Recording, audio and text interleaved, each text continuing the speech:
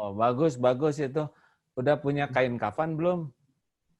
Kain kafan belum. Nah, udah sekarang diukur ya. Habis ini cari yang ahlinya, ukur kain kafannya, lalu siapin semua perlengkapannya, bungkus yang bagus, simpen di lemari.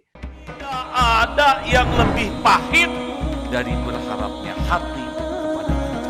Allahumma aftah lana hikmataka ya Allah.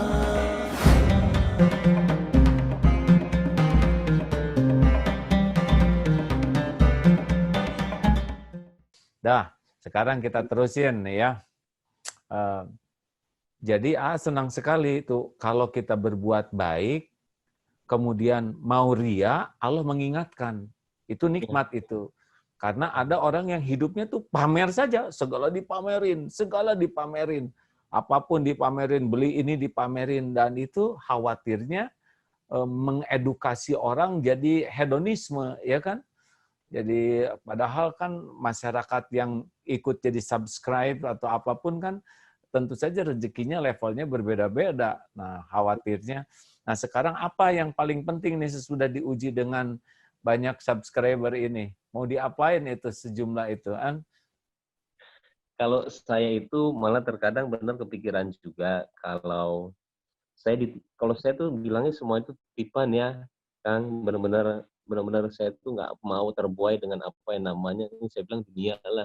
Benar-benar titipan, misalkan orang, lo hebat ya, udah segini.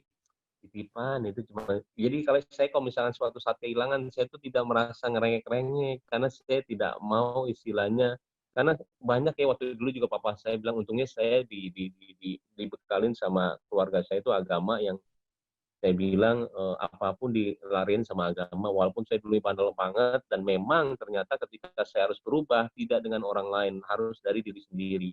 Walaupun mau orang tua ngomong apa sama saya, ceramah sama saya berapa jam pun, saya tidak ampuh sama sekali. Ketika saya membaca buku, barulah saya sadar ketika dibilang tujuan hidup itu adalah ketika semuanya itu adalah titipan anak, pun titipan harta, ibu, orang tua, yang ada cuma kita sama amal ibadah. Nah, di situ saya langsung takut langsung mati. Saya setiap hari mikiran, besok saya mati aja pokoknya. Nah, saya Oh, mulai gitu itu, ya. Wah, iya, wah, wah, ini keren ini ya. Ini cerita nih ya, mumpung nyebut mati ya. Jadi memang, tapi ini bukan niat menggelincirkan hati ya. Ciri orang yang cerdas atau disebut akyas. Jadi kalau ingin tahu siapa orang yang cerdas, jangan lihat IQ-nya, jangan lihat gelarnya, tapi orang cerdas itu cirinya dua. Satu, banyak ingat mati, dan yang kedua, sibuk mempersiapkan untuk kehidupan sesudah mati. iya, Nah, iya. jadi kalau bagus itu, bagus. Tidak banyak orang yang ingat mati, bagus. Dan itu diobrolin tidak hanya diri, ke istri, ke anak juga diajak ngobrol tentang kematian ini. Dan tidak horor, karena memang itu bisa terjadi kapanpun juga. Bisa lagi Iya. bikin YouTube, ya nggak, tiba-tiba kepleset, apalah, sangat mudah lah kalau takdir mati. Jadi kalau Kalau saya, ingat mati, terus jadi gimana kalau udah ingat mati tuh? jadi kalau ingat mati itu saya, jadi setiap hari itu kalau misalkan saya besok mati itu pasti dengan adanya saya sekarang, dosa saya sekarang, pasti saya masuk neraka nih. Aduh, udah deh, saya minta ampun dulu deh. Sholatnya bisa kadang-kadang lama, makanya kadang-kadang kalau sholat mau cepet-cepet juga udah mikiran, itu orang-orang yang dikubur itu dia benar-benar mau balik lagi loh, cuman mungkin dengan satu waktu ini aja. Sedangkan kita dikasih sholat waktu ini, masa kita mau cepet-cepet gitu ya, saya bilang. Akhirnya saya dengan sendirinya saya sujudnya lamain, baca ini juga lamain, jadi saya selalu membalikan karena memang ya banyak sekali teman-teman saya yang meninggalnya mendadak, dan pasti ketika di bawah itu pasti dia bilang, karena sebenarnya yang diwajibkan itu sebenarnya kalau kita mikir itu ringan banget apa yang disuruh gitu loh. Cuman 5 menit, 10 menit, tapi terkadang dengan dunia jadi kayak berat, padahal sih ringan banget. Itu sih yang saya benar-benar. Masya Allah, bagus, bagus itu. Udah punya kain kafan belum? Kain kafan belum.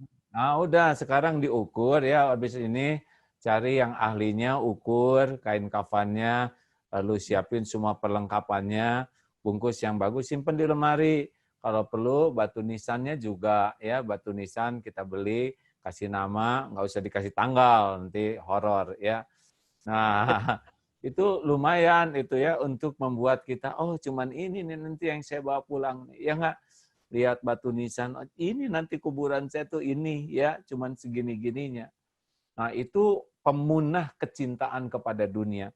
Walaupun dunia dikasih sehebat apapun, dah Allah yang ngebagiin ya. Dan Allah ngasih dunia ke kita tuh bukan karena kita pintar, kita enggak, karena Allah mau saja kasih ya.